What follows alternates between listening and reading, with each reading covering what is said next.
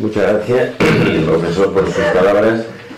Yo voy a exponer mi conferencia como si ustedes fueran alumnos míos de la Universidad Complutense de Madrid. Entonces voy a hacer un decálogo sobre la madurez de la personalidad. Yo hago muchos informes periciales sobre la inmadurez afectiva. Contaba ayer a Albert Ribó, no sé si está por aquí o ha desaparecido, de que había estado recientemente en 3 congresos internacionales de nulidad. ¿Quién me iba a decir a mí hace unos años que yo iba a trabajar en ese tema?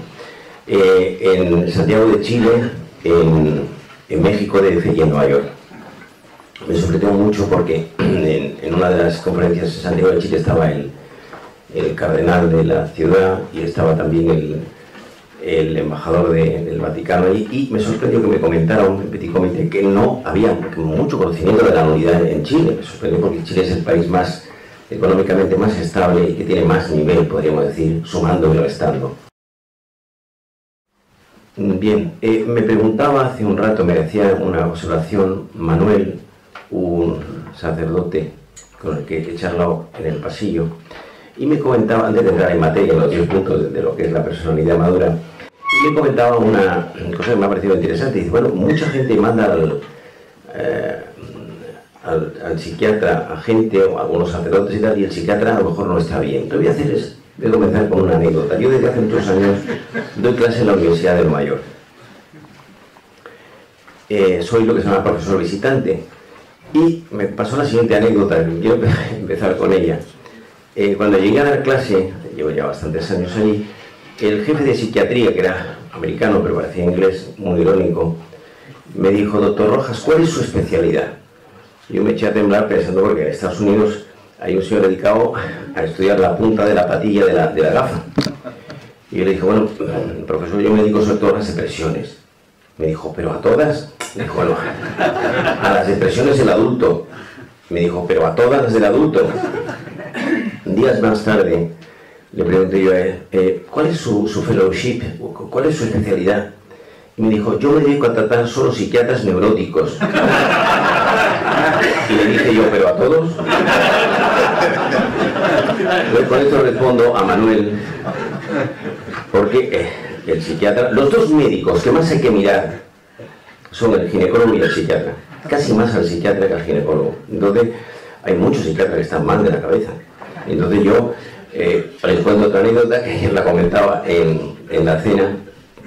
Yo estoy casado con la hija de Fabián Estapé, que ha sido rector de Barcelona en 2 ocasiones, fue comisario de plan de desarrollo, era un hombre inteligentísimo e iconoclástico. Yo empecé a salir con su hija tenía antes otro novio, que ese sí que era una persona con posibilidades, yo era un advenedizo, y entonces su hija le comentó a su padre, papá, estoy saliendo con un chico en Madrid que es andaluz y que es psiquiatra. Y dijo su padre, hija mía, qué mala suerte hemos tenido. Porque con la cantidad de chicos normales que hay en Madrid, da con un psiquiatra que están bastante mal de la cabeza y luego en Andalucía no han trabajado nunca. Bueno, pues por lo tanto, el psiquiatra hay que mirarlo con cierto detalle. Indicadores de madurez de la personalidad. ¿Qué es la personalidad? Vamos a dar una definición de andar por casa un poco para entendernos. La palabra personalidad tiene unas etimologías muy interesantes, que es prosopon en griego, que significa cabeza, personare, que significa resonar a través de algo, en latín uno, una, unum, lo único, lo singular, y persum del etrusco, que es la cara o el espolón de un navío. Pero la personalidad viene representada fundamentalmente por la cara y por las manos, por las partes descubiertas del cuerpo. ¿Qué es la personalidad? ¿Qué definición podemos dar? La personalidad es el conjunto de pautas de conducta actuales y potenciales que dan lugar a un sello particular de comportamiento. Esa sería una definición descriptiva. Esto significa que hay un tríptico que se hospeda dentro de la personalidad. Son 3 las patas de este edificio. Una es genética, 1/3 de la personalidad es genética. Viene en el equipaje hereditario. Y a eso se le llama temperamento. Decimos en el lenguaje coloquial, tiene el mismo temperamento que su padre. Hay unos rasgos que se muestran, que recuerdan al padre o a la madre. En segundo lugar, otro tercio de la personalidad es adquirido. Ortega hablaba de la experiencia de la vida, un saber acumulado. Y entonces, esa otra parte se llama carácter, la familia, los estudios, el entorno, la educación y un largo etcétera. Y el tercer arbotante del edificio personal es la biografía. Dice Pablo Neruda en sus memorias: confieso que he vivido. Nosotros los psiquiatras somos perforadores de superficies. ¿Quién nos iba a decir a nosotros que íbamos a convertirnos en los médicos de cabecera? Yo, toda la familia mía son psiquiatras, mi padre es psiquiatra, tengo una hermana psiquiatra, un primo psiquiatra, una hija psiquiatra, otra hija psicóloga. Los dos médicos que más han crecido en los últimos años en Occidente son el psiquiatra y el cirujano estético. La mujer que hoy se lleva, queridos amigos, es como el Real Madrid de hace 2 temporadas. Antes estaba aquí el presidente de la mesa, que no sé si ha desaparecido, que hablaba, sabía mucho de fútbol.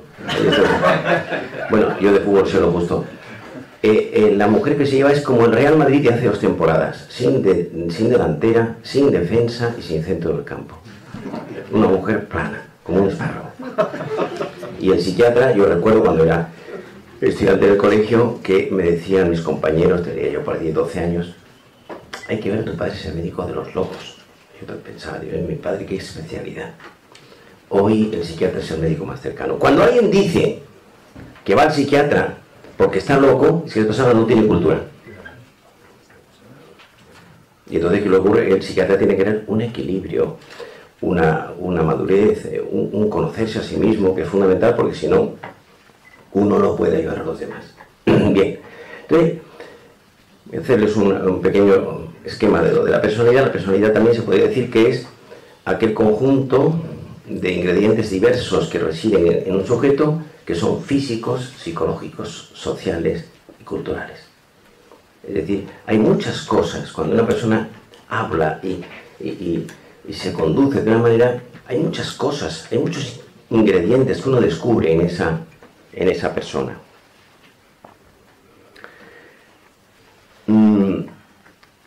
Desde el punto de vista de la definición, voy a darles otra. Es la personalidad una compleja matriz de disposiciones biológicas y del aprendizaje, que dan lugar a un estilo de vida. O también la personalidad, otra definición, es un patrón de conducta profundamente arraigado que es difícil de modificar. Imaginemos una persona desordenada que uno le explica. Sacaba el domingo un artículo en el ABC, en tercera, que se llama Orden y Constancia, que intentaba que usted tuviera un ejemplar, pero ha fallado la tecnología. Orden y Constancia se llama el artículo, ¿no? Y entonces, una persona desordenada que uno le explica la importancia del orden no cambia en 24 horas. Esto es la personalidad, pero no cambia de golpe. Nosotros, en el libro mío, ¿Quién eres?, es un manual sobre la personalidad y sus trastornos. Hoy existen, igual que existen enfermedades de la piel, el acné polimorfo juvenil es una enfermedad de la epidermis. Pues la personalidad histriónica, la personalidad inmadura, la personalidad obsesiva, tienen una parte. Y hoy los psiquiatras tratamos esos trastornos de la personalidad. Bien, una diferencia entre personalidad y persona, un matiz diferencial. Hace unos días estaba escuchando, estoy en un grupo musical que promocionamos gente joven, y estamos promocionando una chica que su madre es búlgara, pero es alicantina, que se llama Elina, y nos dio un concierto el otro día, tiene 18 años, y está viviendo en Dresden, en Alemania, la antigua Alemania no democrática, y nos dio un concierto para violín y orquesta, el número 3 de Mozart, que es un concierto muy interesante, es complejo. Y entonces yo estaba con mi mujer sentado en el auditorio, y veía a los profesores de la orquesta. Bueno, pues la personalidad es el conjunto de elementos diversos, los violines, el violonchelo, el piano, la percepción, la memoria, el pensamiento, la inteligencia, la conciencia, todo eso es la personalidad. Mientras que la persona es el director de la orquesta, el que consigue aunar esos diferentes instrumentos dando lugar a una sinfonía. Persona y personalidad. Bien, una definición final de la personalidad. La personalidad es la manera de percibir, de sentir, de pensar, de reaccionar y de comportarse. Les pongo un ejemplo. El año pasado había una clase en la Universidad de Londres en septiembre y suelo quedarme cerca de la zona de Finchley Road, que es una boca del metro que está en el norte de la ciudad, en Jubilee Line. Paso la siguiente anécdota a propósito de esto. La persona depende de la percepción de la realidad. Cojo el autobús, yo en Madrid suelo coger muy poco el autobús, cojo el autobús y entonces me encuentro, pues era un lunes o un martes, como en Londres un día todo el mundo lleva el paraguas en la mano prácticamente siempre, un día plomizo, 21 22 grados, y me encuentro con que el autobusero, que es negro, pero negro, no es café con leche, va cantando, va entre cantando y silbando. Y me quedo a su lado y digo, bueno, no sé cuánta gente conozco yo en Madrid que vaya por la mañana cantando a trabajar. Entonces le pregunto, ¿Are you very happy? ¿Está usted muy contento? Y dice, muy contento. Y digo, ¿por qué? Dice, pues mire usted, porque lo tengo casi todo. Vivo en Londres. Tengo 3 hijos. Estoy en la compañía de autobuses de Londres. Y vivo muy cerquita de aquí, a hora y media. Bueno, hora y media. Y la felicidad no depende de la realidad, sino de la interpretación de la realidad que yo hago. De cómo yo capto lo que está a mi alrededor. 21 de enero, un día estupendo, estamos en Barcelona. Para el reloj. Carpe diem, disfruta de la vida. Ve todo lo bueno que tienes a tu alrededor. Esto es la manera, la óptica de nosotros mirar la realidad. Pues esa es la personalidad. La personalidad es cómo capto, cómo siento, cómo percibo, cómo veo lo que tengo yo y lo que está en torno a mí. Bien, pues empezamos con el primer punto de este decálogo. En primer lugar, el primer síntoma de madurez es conocerse a sí mismo. En el templo de Apolo en Grecia, en el frontispicio de la entrada, había una inscripción que decía Nos cise autum. Conócete a ti mismo. Entonces, esto es fundamental. ¿Qué significa conocerse? Significa conocer las aptitudes con P y las limitaciones. Esto es fundamental. Y uno tiene los pies en la tierra. Uno no se pide a sí mismo imposibles, se pide retos, pero no imposibles. Y esto es una tarea fundamental. Pensemos en este momento lo que está ocurriendo en la sociedad. El bombardeo informativo que tiene cualquier persona en esta sociedad, pensemos en los jóvenes que están tan perdidos, es brutal. El otro día, en estas cosas de música que tenemos en Madrid, nos hablaba Andrés Tarazona, que es un especialista en música clásica, y yo cuando estamos en el cóctel le digo, tienes un síndrome por exceso de información. Entonces, hoy mucha gente tiene un exceso de información, pero no de formación. Información es saber cosas, lo que está ocurriendo. Formación es criterio, saber a qué atenerse, distinguir lo que está bien de lo que está mal. Y esto es un gradiente de elevación muy alto. En segundo lugar, una persona madura es aquella que tiene un proyecto de vida coherente y realista. De hecho, felicidad y proyecto forman un binomio. Entonces, este sería el segundo síntoma de madurez. ¿Qué es un proyecto de vida? Es un programa personal en donde se alojan los 4 grandes temas de la vida, que se abren en abanico: amor, trabajo, cultura y amistad. Una tetralogía básica. Y entonces, bueno, pues esto es fundamental, que amor y trabajo conjugan el luego ser feliz. Pero lo que el ser humano necesita es amor. Pero a la palabra amor falsificada, a cualquier cosa le llamamos amor. Esto, estaría hablando de este tema. Tengo un libro que se llama El amor, la gran oportunidad, que ahora ha salido en inglés, que lo han traído aquí en español. La primera epidemia mundial en este momento ya no es el SIDA, ya no es la droga, ya no son las depresiones, ya no es el estrés. Dicen los americanos, one couple after another broken. Una pareja detrás de otra rota. Y entonces hay que trabajar esos 4 grandes componentes. En tercer lugar, una persona madura es aquella que tiene un buen equilibrio entre corazón y cabeza. Esos son los dos grandes elementos de nuestra vida. No digo que no haya otros, pero los sentimientos, el mundo afectivo y el mundo de la inteligencia. Voy a ponerles un ejemplo plástico.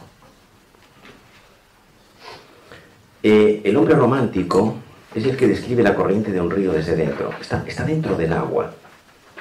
El borbotón del agua sube por las piernas y la descripción que hace es rica, es inmediata, es notarial. El hombre clásico describe la corriente de un río desde fuera. Hay una distancia. Y entonces el análisis de los hechos es más desapasionado, es más frío. Utiliza los instrumentos de la razón. El hombre maduro debe ser así. Ni demasiado frío, ni demasiado cálido. Hay momentos, lógicamente. Una persona fría, glacial, deshuesada de cualquier comportamiento emocional, eso no es la vida. Y una persona que sufra por todo el exceso, eso no es. Nosotros, mucha gente que tiene una hipersensibilidad psicológica que necesitaría tener al lado un diplomático de carrera para el trato diario. Entonces, ¿qué compaginación de estas dos? Miren ustedes. En este momento en Estados Unidos hay 2 inteligencias que se han puesto de moda. Estados Unidos es el país que manda en el mundo a pesar de los pesares. 2. Una se llama la inteligencia emocional, que lo ha descrito Daniel Goleman, que se ha puesto de moda y que significa la capacidad para aunar en la misma operación los sentimientos y los argumentos. Porque dice Goleman, me he encontrado en Estados Unidos que la gente más inteligente va por la 4ª mujer. Nota a pie de página. El jefe de psiquiatría de la Universidad de Nueva York, bueno, uno de ellos, me pasó hace poco una de las últimas veces que estuve, fui a cenar con él, y viene el señor, pues tiene 60 y tantos años largos, está muy bien conservado, viene una chica de unos 30 años, yo, no preguntar, será la mujer, será la hija, será la sobrina, será la secretaria, y antes del postre, me dice, this is my trophy wife, esta es mi mujer trofeo. Y dije, I can't believe it, no me lo puedo creer. Yo con 65 años me dice, tengo una de 30, y estoy muy orgulloso, es la 5ª mujer. Esta es la realidad. Una sociedad divertida, caótica, en donde este señor, que es muy inteligente para la psiquiatría, para el polinomio, no es inteligente para la vida afectiva. Por tanto, este punto también quiero dejarlo ahí en el tintero. En cuarto lugar, una persona equilibrada, madura, bien estructurada, es aquella que tiene una temporalidad sana. Pasado, presente y futuro. Que consiste en vivir instalado en el presente, tener asumido el pasado con todo lo que eso significa y vivir empapado hacia el porvenir. La felicidad consiste en tener buena salud y mala memoria. Uno de los síntomas más importantes de salud mental es haber sido capaz de cerrar las heridas del pasado. Miren ustedes, nosotros hacemos en el equipo en Madrid, hacemos la cirugía estética del pasado. Decimos, se me han pasado unas cosas tremendas, ¿eh? Y entonces, y aparece entonces el rencor. La palabra rencor significa, tiene una definición muy precisa, sentirse dolido y no olvidar. Y yo les digo a estos pacientes, hablaba el profesor Padrós hace un rato de la magia de la liturgia y de la palabra, ¿no? necesitas, el 90% de mis pacientes tienen una libreta, quizá más, el 95%, una libreta que en inglés es Psychological Guidelines, pautas psicológicas, ¿no? Todo el mundo, incluso gente de muy poco nivel cultural. Y muchas veces, dentro de esos objetivos, aparece: necesito luchar por superar las heridas del pasado, reconciliarme conmigo mismo. Mutatis mutandis, una persona inmadura es aquella que está atada a las adversidades e infortunios del pasado y queda cogida. Y entonces se llama, tiene un nombre en el lenguaje técnico alemán, oye, somos hijos de la psiquiatría americana, persona neurótica. ¿Qué es una persona neurótica? Una persona neurótica es una persona agria, amargada, resentida, dolida y echada a perder. Quinto,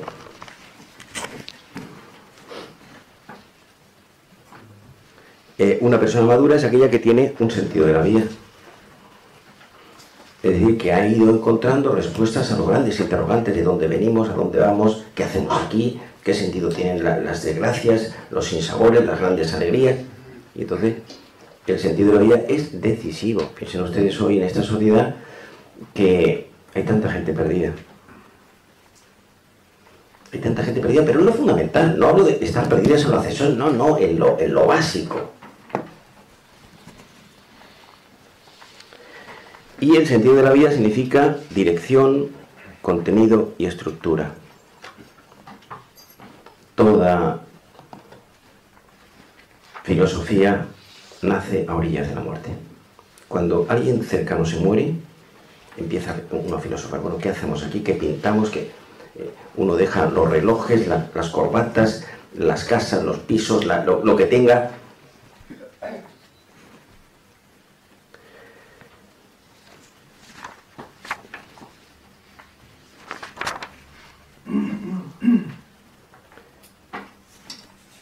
Sexto, una persona madura tiene una buena educación de la voluntad. Decía yo que las dos inteligencias que se han puesto de moda en este momento en Estados Unidos son la inteligencia emocional, me he referido a ella antes, y a la inteligencia instrumental, me voy a referir ahora. ¿Cómo se define esta modalidad? Se define como aquellas herramientas que potencian la inteligencia y la elevan de nivel. Dice un poeta español del siglo de oro: volé tan alto, que le di a la caza alcance. Y estos ingredientes, estas herramientas, son 4. El orden, la constancia, la voluntad y la motivación. Una línea a cada una. Orden. Orden en mi cabeza. El que no sabe lo que quiere no puede ser feliz. El que quiere ser salsa de muchos guisos anda disperso. Aprender a renunciar es sabiduría. Orden en mi ropa, en mi habitación, en mis libros, en mi horario. Orden dinámico, adelantarme, prever, que no me coja el toro. Yo, por ejemplo, voy a Buenos Aires con mucha frecuencia y tengo desde Madrid un mes antes programado cuando llego, quién me recoge, a dónde voy, una rueda de prensa perfectamente programado, casi no hay ninguna novedad, como suele haber porque los argentinos hay que echarles de comer aparte, ¿no? Constancia, la perseverancia en lo pequeño. Me preguntaron, yo tengo una gran pasión por la pintura de vanguardia, y especialmente por Miró, y le preguntaron a la gente que no tiene de pintura de vanguardia, cuando ve un Miró, dice: eso también lo pinta mi nieto. Y le preguntaron a Miró: maestro, ¿cuál es la clave del éxito de su pintura? Un periodista japonés dijo: un poco de talento, orden y constancia. Yo pinto todos los días. Incluso diría una cosa: la perseverancia en el amor natural es el milagro profano. En tercer lugar, la voluntad, la joya de la corona de la conducta. Los americanos, la psicología americana moderna, de carácter cognitivo, da la siguiente definición de voluntad: capacity to postpone the reward, capacidad para aplazar la recompensa. O sea, yo no quiero recompensas inmediatas, sino mediatas. Uno no aprende inglés en una semana, es un libro. Aprender inglés en 10 días. 10 días aprendes a pedir un vaso de agua. Una persona con voluntad llega en la vida más lejos que una persona inteligente. Y una persona sin voluntad está a merced del capricho del momento. La costumbre de vencerme en lo pequeño. La vida diaria sigue siendo la gran cuestión. Me venzo en esto y en mi carácter y en dejar las cosas en su sitio. Y piensen ustedes, por ejemplo, lo que es la lectura hoy. Que la gente no lee. ¿Ustedes leen? ¿Cuántos libros leen ustedes al mes? ¿Dónde está la lista de libros? Qué pena da ver a una persona inculta y a un sacerdote inculto, y a un psiquiatra inculto, y a un médico inculto, ¿no? La cultura es la estética de la inteligencia. La cultura es convertir cualquier cosa que uno hace en una pirueta inteligente. La cultura empieza por apagar la televisión. La cultura sigue por querer saber, hambre de conocer.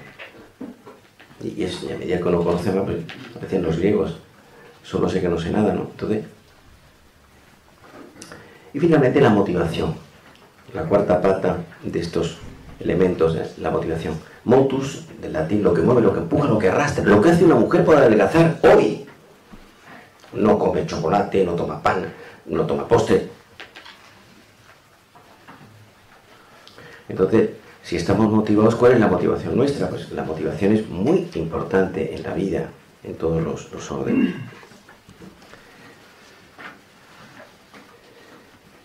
No sé si voy por el séptimo o por el sexto. Séptimo. Séptimo, tener la sexualidad. Una persona madura es aquella que tiene la sexualidad en tercer o cuarto plano de sus intereses personales, salvo que se trate de un adolescente o de un joven. Miren ustedes, hoy el consumo de sexo en este momento en el mundo es impresionante. Yo me quedo asombrado veo mucha gente en la consulta, bueno, veo muchos en exagerado, que tiene adicción al sexo, ¿no? Esto es inconfesable, solo se confiesa uno de esto ante el psicólogo o el psiquiatra, ¿no? Porque es una cosa que degrada mucho, pero a todos el sexo nos tira a todos. Entonces, contaba yo ayer una anécdota aquí, no sé cómo vino a mi cabeza, de un señor que es coronel del ejército y que era director, ahora de hace unos años, de un colegio militar universitario de Madrid. Y me dijo, mira, quiero que vengas a explicar a los chicos jóvenes del colegio. Me lo mandaba otra persona me dijo, tienes que hacerlo, me dice, quiero que le expliques a los chicos del colegio por qué no deben llevar el fin de semana el preservativo en el bolsillo. Digo, mira, yo ya no estoy para esto, Hombre, soy catedrático de la universidad, esto ya, que uno de mis ayudantes que venga y lo explique. No, ven tú a hacerlo. Quiero que sepa, me dice este sujeto, que los que vas a tener enfrente son animales de bellota. Lo básico. Bueno, y entonces yo les expliqué, empiezo la conferencia en el colegio mayor bastante cutre, y antes de empezar me dice, no te olvides del preservativo. Y yo sabía, pues claro, digo, voy a hablar de todo menos del preservativo, como es lógico. Entonces, y le digo, hay dos tipos de sexualidad. Una primera sexualidad, que es el sexo sin amor, que es la utilización del otro como objeto, y es una relación preindividual y anónima, en el que yo utilizo el cuerpo del otro como objeto. Yo le puedo llamar eso amor, o le puedo llamar lo que quiera. También Fidel Castro dice que en Cuba hay democracia. Y esto es una relación de utilización del otro. Porque en esta sociedad, explico yo a los chicos, a los alumnos, las personas son utilizadas con frecuencia como si fueran cosas. Y en el otro extremo está la relación sexual con amor comprometido, que es una relación íntegra. Esta es una palabra muy importante. Íntegro, que mezcla, que reúne a la vez lo físico, lo genital, lo psicológico, el patrimonio de ingredientes que están dentro de nosotros, la percepción, la memoria, la inteligencia. En tercer lugar, es una relación espiritual. En sentido general, nosotros no somos animales que se aparean en el campo. Y en cuarto lugar, es una relación histórica. Dos biografías se cruzan. Es una gran sinfonía. Y le digo, la primera, veía yo que el director del colegio hacía así. Acuérdate, la primera es una relación cuerpo a cuerpo. La segunda es una relación de persona a persona, que te ayuda a crecer como ser humano. Y cuando vi la conferencia, uno que estaba en primera fila, que estaba en chancletas, me dice: yo creíamos que ibas a hablar de técnicas sexuales. Y digo, no, esto es la próxima lección. Bien, esto me parece importante. Entonces, la sexualidad. Y la sexualidad empieza por tener controlados los sentidos, decían los clásicos, los sentidos del alma, los ojos y la imaginación. Porque no olvidemos que se archivan las imágenes y entonces, a buen entendedor, pocas palabras basta. 9 o 8. Capacidad para la convivencia. Una persona madura es aquella que tiene una cierta buena capacidad para convivir. Dice Lord Byron, un poeta inglés iconoclasta, carpetobetónico y machista, dice: es más fácil morir por una mujer que vivir con ella. Yo no conozco nada más difícil que la convivencia conyugal. Bueno, sí, aprender japonés a los 60, un poquito más difícil. Entonces, la convivencia es un arte que está hecho de muchas cosas. Vámonos a la convivencia conyugal, que es donde la convivencia, digamos, se hace notarial. Hace unos meses daba una conferencia en Miami, el Congreso Internacional de la Mujer. Eran solamente unas 500 mujeres, solo había 3 hombres. El que se encargaba del micrófono, uno que vendía mis libros en inglés y el ponente, ¿no? Y yo, eran 7 reglas de oro para vivir en pareja. Yo iba explicando, entonces, la convivencia conyugal. 3 consejos para abrir boca. 3. Primero, aprender a perdonar. El perdón es un gran acto de amor. Que cuando alguien dice: yo perdono, pero no olvido, eso es papel mojado, eso no es nada. Perdonar es inmediato. Luchar por olvidar es inmediato. Perdonar y olvidar es perdonar 2 veces. Segundo, evitar sacar la lista de agravios del pasado. Miren ustedes, en las parejas, pues lo ven mucho en su consulta, en su actividad diaria. Las mujeres tienen una memoria a veces notarial, fotográfica. Recuerdo el día que me dijiste aquello que... tener encerrada en un cajón la lista de cosas negativas de atrás. Y en tercer lugar, evitar discusiones innecesarias. En las parejas que funcionan bien se discute muy poco. Porque de la discusión conyugal, matrimonial, rara vez sale la verdad. Hay más deseo de vencer al otro. Y entonces, la convivencia es un arte. Hay una palabra en inglés, un verbo en inglés que me gusta mucho: to give in. To give in. Aprender a ceder. Es decir, qué fácil es enamorarse y qué difícil mantenerse enamorado.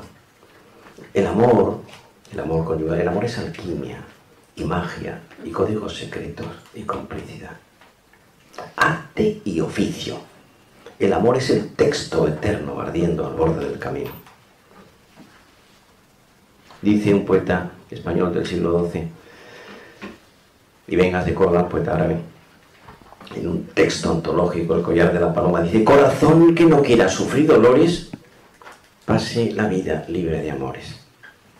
No hay amor sin renuncia. No existe ni en el humano ni en el divino, que son muy parecidos. Y entonces en la convivencia nos encontramos, vamos hacia la felicidad. Dice el viejo derecho romano que eran 3 las causas para ser feliz: honeste vivere, alterum non ladere, sum quique tribuere. Vivir honestamente, no dañar a nadie y dar a cada uno lo suyo.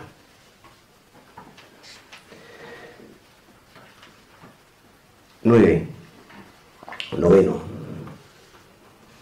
vivir en la realidad. Es decir, tener los pies en la tierra. Y esto es muy importante. Hay una realidad cruda, porque cuando uno se mira a sí mismo, pues la gente uno ve pues, los fallos, los defectos, ¿no? Pero tenemos que saber perdonarnos a nosotros mismos, tiene que ser un realismo optimista, ¿no? Siempre el optimismo es una forma inteligente de contemplar la realidad personal y en nuestro entorno. Decía Ortega, yo soy yo en mi circunstancia. Comprender es aliviar, comprender es captar la circunstancia del otro, ¿no? Y esto tiene muchas lecturas, hay muchas cosas que se mueven en torno a este concepto, ¿no? Y por ahí encuentro yo en la realidad la cultura, que antes me refería, y la educación. Educación y cultura forman también una especie de sándwich, ¿no? Educar es seducir por encantamiento y ejemplaridad. Educar es seducir con los valores que no pasan de moda. Educar es conducir. Educar es convertir a alguien en persona. Educare, acompañar, educere, extraer o sacar fuera. Tarea de artesanía. Miren ustedes, las dos figuras fundamentales el padre y la madre son esenciales. Un buen padre vale más que 100 maestros. Y una buena madre es como una universidad doméstica. Y en esta sociedad, hablo sobre todo del mundo anglosajón, Estados Unidos, Inglaterra, hay mucho padre ausente, padre que no tiene presencia psicológica. No digamos ya en las parejas separadas, y es dramático. Après moi le much, en los franceses, después de mí el diluvio. Y que sea lo que ocurra. No sé cómo voy de hora, pero voy a aligerar. En una conferencia como esta, durante los primeros 15 minutos la gente piensa en sus cosas. En los segundos 15 minutos la gente piensa en el conferenciante. Y en los terceros 15 minutos la gente piensa en la familia del conferenciante. ¿Ves? Tranquilos que no voy a alargarme mucho. Y décimo, una persona madura es aquella que es independiente de los demás. Tiene una cierta independencia de la gente. De hecho, en el libro mío ¿Quién eres? hay un apartado, la personalidad dependiente. Esta independencia tiene 4 notas, 4 matices que se envuelven este concepto. Primero, no tener miedo al que dirán. Solo se tiran piedras al árbol que tiene frutos. Entonces, cuando una persona, cuando una sociedad, cuando un grupo suena y hace cosas por los demás en el sentido que sea, pues sale a la palestra. No quiero ir por esa línea. En segundo lugar, naturalidad. La naturalidad es la aristocracia de la conducta. Sé tú mismo. Atrévete a ser tú mismo. No quieras aparentar más de lo que eres. Y esto produce una paz enorme, una gran serenidad. En tercer lugar, no buscar la aprobación de los demás. Yo que voy con frecuencia a televisión, a veces me dicen, el 90% de mis pacientes son mujeres, y son más observadores, me dicen, doctor Rojas, tiene usted mala cara, estaba usted como nervioso, no sé, igual, se movía la silla que estaba usted en. Es decir, y esto es muy importante, tener el criterio suficiente para no depender de una salvo de alguien que tenga por oficio ayudarle a uno en algún sentido. Entonces, bueno, pues fulanito de tal me ha dicho que entonces uno lo acepta, ¿no? Pero en general, el gran público y tal, ser muy poco, estar muy poco pendiente de esos comentarios de que aprueban o desaprueban la conducta de uno. Y finalmente, no convertir un fallo real de la conducta en un drama. Es decir, lo diría de una forma quizá un poco más descriptiva. Madurez es saber darle a las cosas que nos pasan la importancia que realmente tienen. Lo resumiría así. Una especie de justeza de juicio. El hombre espiritual lo juzga todo. Tiene una visión larga de la jugada, no es una visión corta, sino una visión panorámica. Bien, voy a terminar con varias cosas. En primer lugar, 3 consejos para no rendirse y finalmente una pequeña apunte sobre la felicidad. 3 consejos para no rendirse.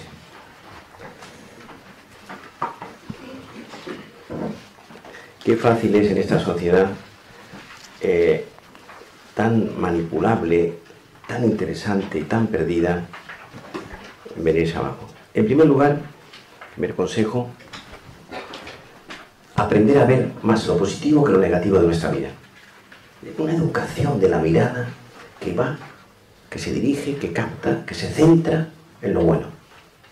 Voy a ponerles un ejemplo. Yo cuando soy en Madrid los domingos suelo ir a hacer deporte al norte de Madrid, a Villasierra, sitio que hay un campo multiuso de muchos deportes. Y me pasó la siguiente anécdota. Me llaman, me dice que ha habido un chico en un campo de al lado que está jugando a futbito, fútbol en campo de mano a mano, que le ha pasado de un accidente. Entonces me acerco, 200 metros, y me encuentro un chaval de unos 10-12 años que está apoyado en el palo de la portería, con el brazo derecho recogido sobre el tórax. Entonces le toco. Había muchos chicos al lado, y le digo, ¿te has partido el brazo? Y me dice, ha sido la mejor parada de mi vida.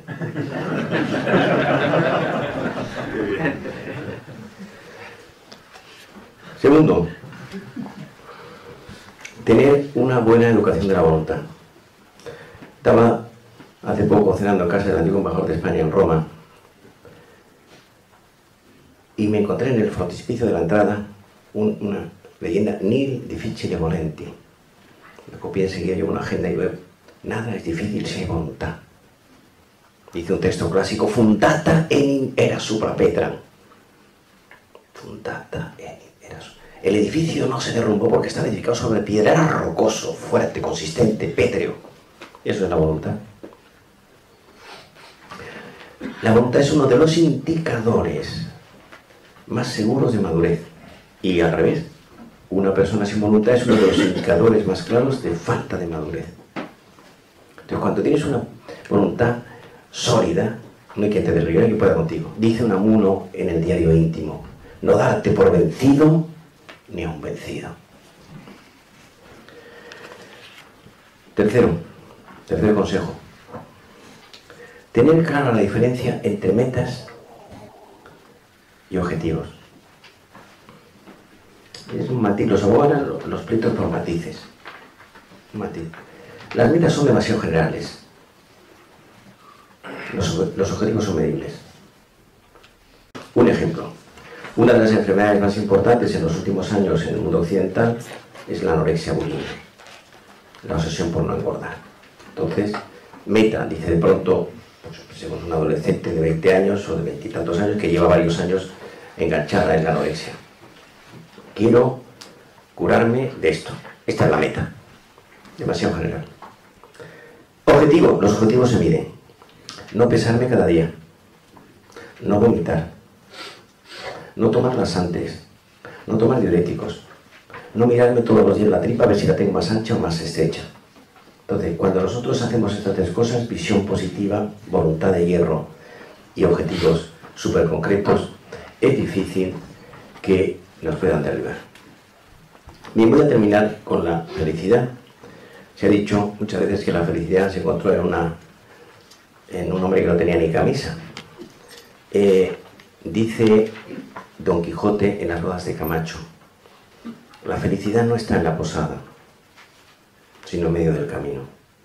Y dice Sancho, que fue tratado cuerpo de rey en esa boda, amigo que no da y cuchillo que no corta, aunque se pierda no importa. Entonces, la felicidad no se da en el superhombre, sino en el hombre verdadero. Y decían los escolásticos, en lo esencial, unidad. En la duda, libertad. Y ante todo, amor. El amor es el principal argumento de la felicidad. ¿Qué es la felicidad? Yo voy a darles distintas pinceladas sobre la felicidad porque es un tema interminable. En el siglo XX se ha publicado sobre todo y más. La felicidad consiste en hacer algo que merezca la pena con la propia vida. algo grande, cada uno según sus posibilidades. Esta es la clave. Identificarme con lo que estoy haciendo, haciéndolo muy bien. Aparca coches en un restaurante de Madrid, vender fruta en la plaza, ser ingeniero, ser arquitecto, ser médico. Dice el eclesiástico, ama tu oficio y envejece en él. Hacer las cosas con profesionalidad, con la cabeza.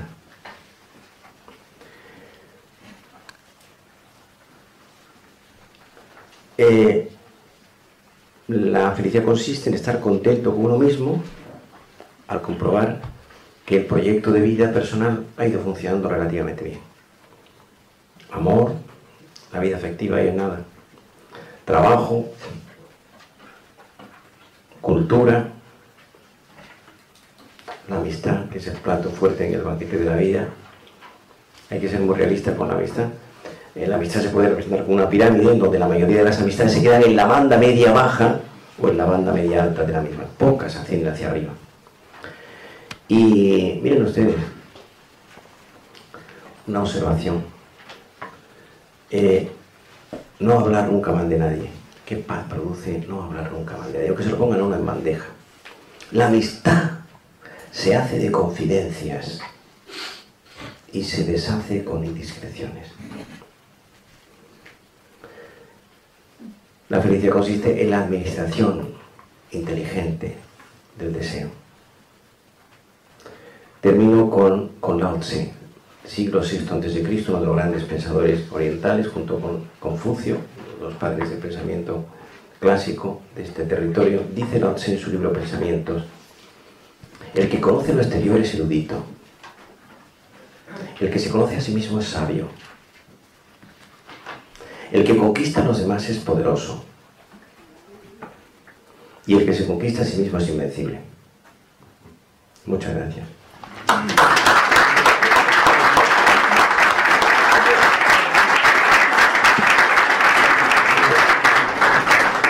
Muchas gracias, profesor. Tenemos todavía 17-18 minutos para terminar puntualmente a las 2:15. Tendrá lugar la cluenda, la conclusión. Pues tiempo para preguntas. Estoy seguro que este decálogo y las cosas tan sugerentes que nos ha dicho va a suscitar cuestiones relativas a la conferencia y supongo que también relativas al trabajo pastoral que pueden tener que ver con su especialidad. Aquí tenemos a Manuel. Por alusión. Producciones. Mira, había una de las cosas que me preocupa es que muchas veces a personas como nosotros, con una conformación espiritual determinada, precisa de una ayuda del psicólogo o del psiquiatra. Allá, si la ayuda es de un psicólogo o un psiquiatra y ese psicólogo y psiquiatra no es cristiano y católico, el resultado es un resultado negativo. Porque si no se tiene una psicología de las religiones, si psicología habla de ciencia del alma y el psicólogo no cree en el alma o el psiquiatra no cree en el alma, el resultado es un resultado negativo. O sea, no sirve cualquier psicólogo. Nosotros tenemos en Francia a Dalton, una gran psicóloga, que habla, por ejemplo, de en aquellos momentos de aquella persona que es recogida del buen samaritano. ¿Y qué hace el buen samaritano? Lo deja en la posada y no cambia su vida, sigue su camino. O sea que no se siente secuestrado en estos momentos. Yo digo esto porque si el psicólogo no conoce la espiritualidad, Mendizábal es uno de los psicólogos que trata muy bien ese tema, no conoce la personalidad y del sacerdote, mal puede ir. Entonces la solución, y lo pongo a esto, es el coaching, tener un acompañamiento. No estoy hablando del director espiritual, estoy hablando de otra persona que pueda acompañar, que tiene que ser evidentemente también sacerdote, acompañarme en ese camino tan difícil. Y después le quería hacer una pregunta, diferencia entre psicólogo y psiquiatra. Muy bien. Bueno, lo primero ya lo he respondido porque no sé si estaba usted ya sentado cuando yo he empezado, que he comentado que los psiquiatras hay que tener mucho cuidado con ellos porque hay muchos psiquiatras que saben mucho de medicina, pero yo los he visto no solamente en Estados Unidos, sino incluso en nuestro país, que he visto mucha gente pues que no tiene un equilibrio, y luego el sentido espiritual de la vida, por supuesto, ¿no? Bueno, la diferencia, nosotros los psiquiatras somos médicos, hemos estudiado 6 años de carrera, y esto implica que podemos dar fármacos para fundamentalmente las dos grandes enfermedades que vemos, que son las depresiones en plural y los estados de ansiedad. La ansiedad se manifiesta de dos maneras. Los americanos hablan de free floating anxiety, que es ansiedad flotante, y panic attack, que son crisis de ansiedad. Y las depresiones en plural hay muchas, hay dos modalidades de depresión: la depresión endógena, que es biológica, bioquímica y hereditaria, y la depresión exógena, que viene de fuera, a través de los llamados life events, acontecimientos de la vida negativos. Entonces, las depresiones endógenas se curan el 90% hoy, y las depresiones exógenas tienen un pronóstico incierto. El psicólogo es un profesional de la conducta que no aplica fármacos, utiliza fundamentalmente otras terapias. La psicoterapia, que son pautas de conducta, objetivos psicológicos; la socioterapia, que es movilizar el entorno de su ambiente; y la laborterapia, es decir, enseñarle a la gente a tener una mejor actividad laboral. Hay luego una que yo la manejo mucho con mis pacientes, que es la biblioterapia, que es que la gente lea libros sencillos y claros en relación con lo que le pasa: la ansiedad, la depresión, los desajustes de la personalidad, las obsesiones, etc. ¿Más preguntas? Dejamos el micrófono. Gracias.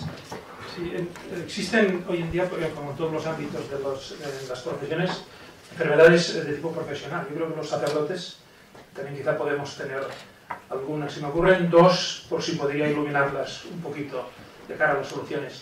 Una es el activismo. Papa Benedicto habló muchas veces de esto, ¿no? Y Juan Pablo II también, ¿no? El activismo. Y otra, el rompimiento interior, ¿no? La falta de, pues en el fondo, de unidad de vida, de coherencia, ¿no? A veces lo que aparentamos y lo que realmente uno es, ¿no? No sé si puede... Bueno, yo he oído que ayer ustedes aquí hablaron de, alguien me lo comentó, pero no recuerdo bien cómo fue, que lo que se espera de un sacerdote es que sea alegre. Me parece que era ese el mensaje.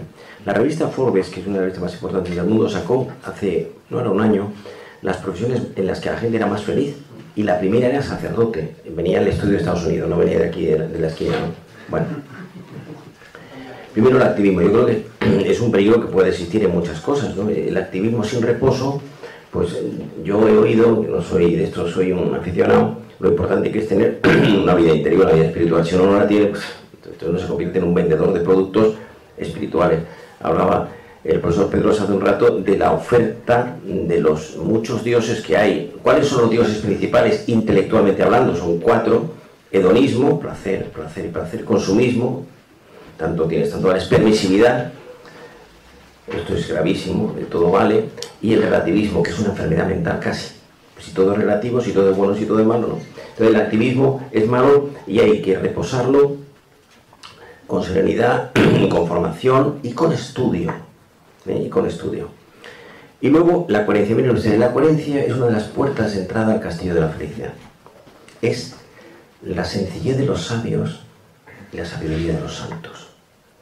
Ser coherente, es decir, entre lo que yo digo y lo que yo hago, que hay una buena relación. Eso ya es la felicidad around the corner, a la vuelta de la esquina.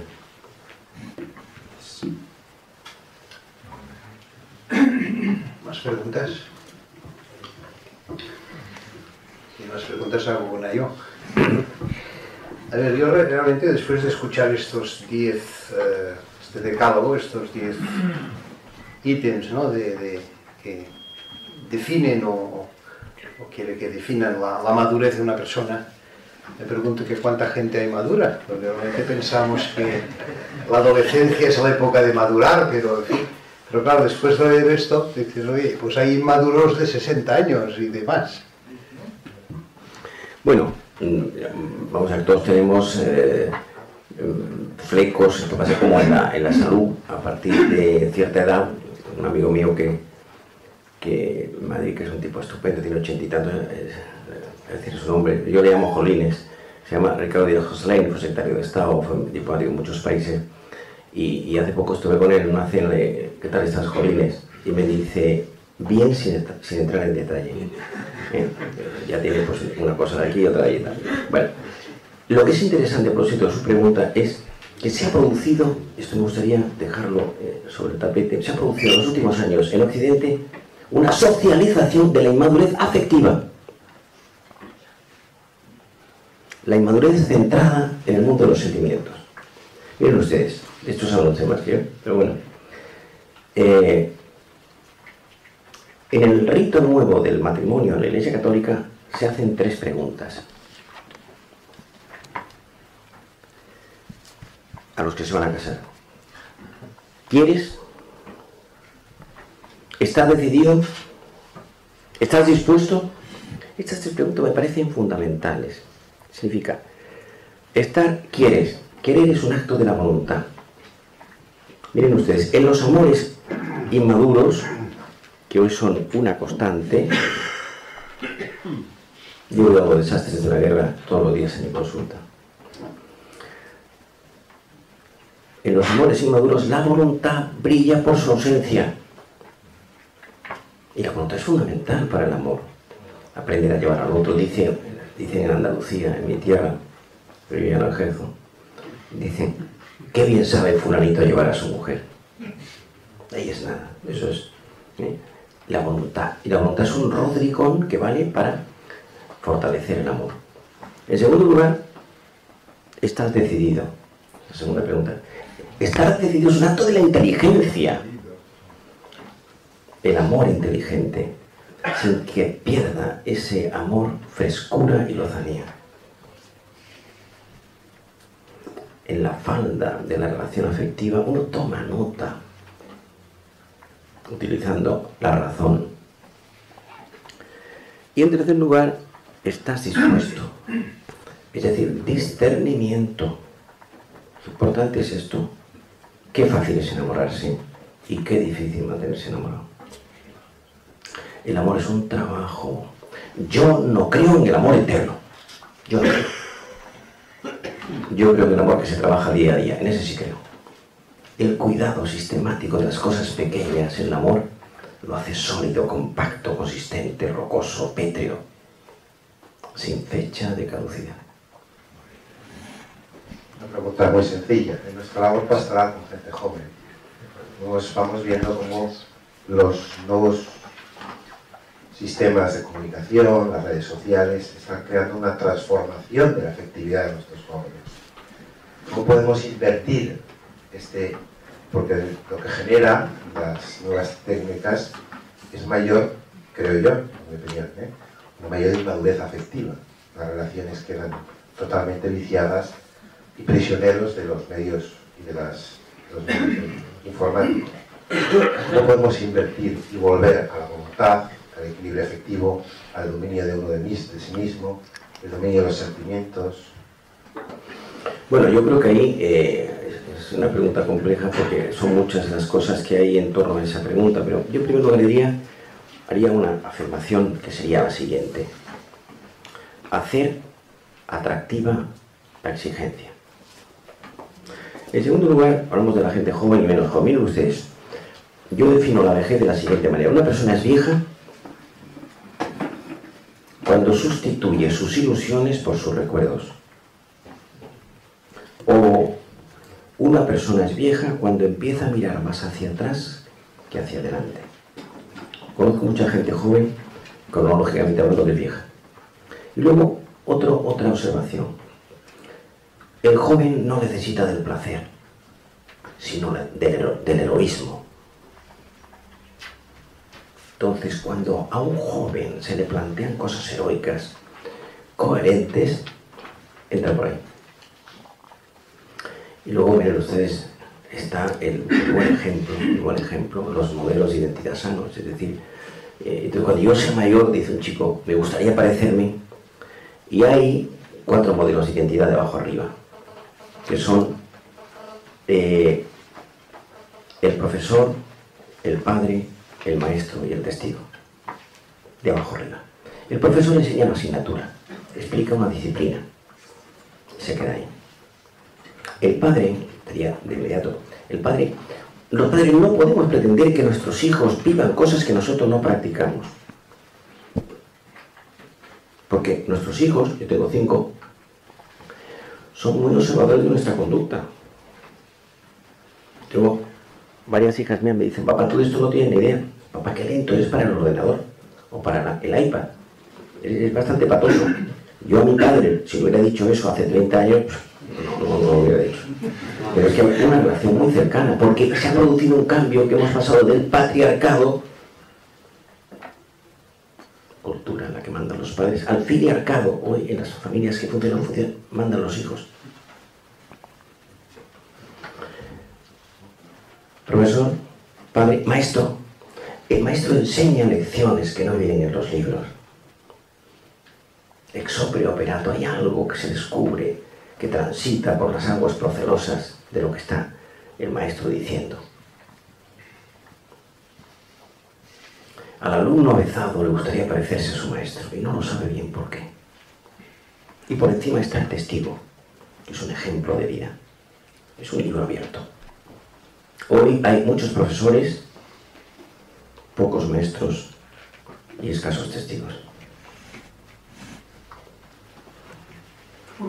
¿Cómo despertar el interés en los jóvenes o en los adolescentes cuando piensan que con su vida natural, nada sobrenatural, piensan que ya pueden ser felices, que no necesitan, que ni siquiera a veces están dispuestos a escucharte, porque realmente es que piensan que o que no les interesa o que el producto que tú les quieres ofrecer que no les hace falta para nada, porque tienen su mundo, sus proyectos, todo al margen de cualquier planteamiento un poco sobrenatural o espiritual.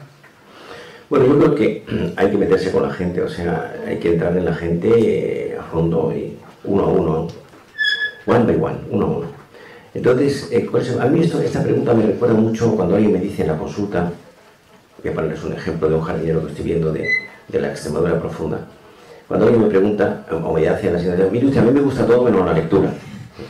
Mientras que se priva usted de algo muy... que la lectura es la puerta de entrada a la cultura, ¿no?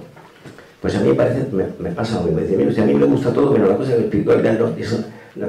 Digo, qué grave, ¿no? Entonces yo, cuando alguien me comenta eso, el petit comité, le explico que es una gran carencia y que hay 3 grandes libros que explican el sentido de la vida, que son, por orden histórico, la Torá judía, que es un libro importante, el Evangelio, que es el libro La vida de Jesús contada por 4 periodistas, uno de ellos inspector de Hacienda, otro que es médico, y en tercer lugar, el Corán, siglos después de Cristo. Entonces, yo hago muchas veces con el Quijote, que es uno de los grandes textos casi religiosos, que cojo el Quijote y digo, ¿por dónde sale? Y abro el Quijote. Discurso de Don Quijote a los cabreros.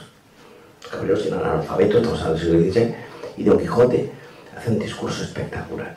Yo hago lo mismo, uno coge la Torá, Génesis capítulo 37 o 38, la historia de José, vendido por sus hermanos, termina en casa de Putifar, le pasa de todo, y dice, en un momento dado, no es literal, el perdón es superior al odio y a la venganza. Coge uno el Evangelio, al azar, que esté libre de pecado, que tire la primera piedra. Coge uno al Corán,